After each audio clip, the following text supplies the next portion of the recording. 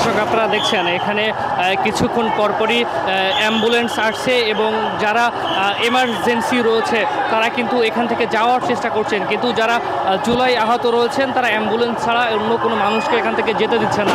এখানে যারা পথচারী রয়েছেন তারা কিন্তু অনেকেই ক্ষিপ্ত হয়ে যাচ্ছেন। আপনারা দেখছেন তারা গণমাধ্যম কর্মীদের সাথে কথা বলছেন, তারা অনেকেই ক্ষিপ্ত হয়ে যাচ্ছেন এবং তাদের যে জনদুর্ভোগ সেই জনদুর্ভোগের কথা কিন্তু তারা তুলে ধরছেন। আপনারা দেখছেন এখানে অনেক বাইকার রয়েছেন, তারা কিন্তু বিভিন্ন এমার্জেন্সির কথা বলে তারা যেতে চাচ্ছেন, কিন্তু যারা এখানে আন্দোলনকারীরা রয়েছেন তারা শুধুমাত্র যে অ্যাম্বুলেন্সগুলো রয়েছে সেই অ্যাম্বুলেন্স ছাড়া অন্য কাউকে কিন্তু এখান থেকে যেতে দিচ্ছে না। এই মুহূর্তেই শাহবাগ চত্বর চরম বিশৃঙ্খলায় তৈরি হয়েছে। আপনারা দেখছেন একজন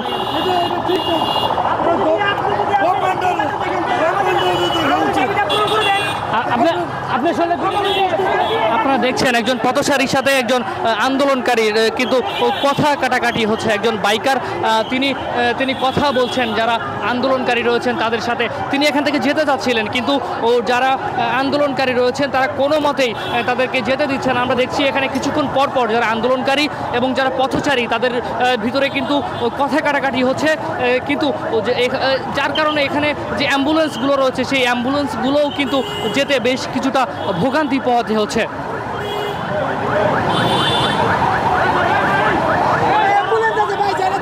আপনারা দেখছেন শুধুমাত্র যে এমার্জেন্সি অ্যাম্বুলেন্সগুলো রয়েছে সেই অ্যাম্বুলেন্সগুলোকে ছেড়ে দেওয়া হচ্ছে, বাকি যে